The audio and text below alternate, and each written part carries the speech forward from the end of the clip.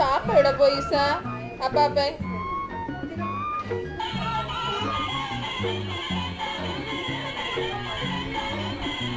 അപ്പാപ്പൻ ജോലിക്ക് പോയോ? അപ്പൂപ്പൻ കടങ്കഥ ചോദിക്കാം, മോൾ ഉത്തരം പറയണമേ. ഇങ്ങ് വാ, ഇങ്ങോട്ട് ഇങ്ങ് വാ. വെളുത്തതേര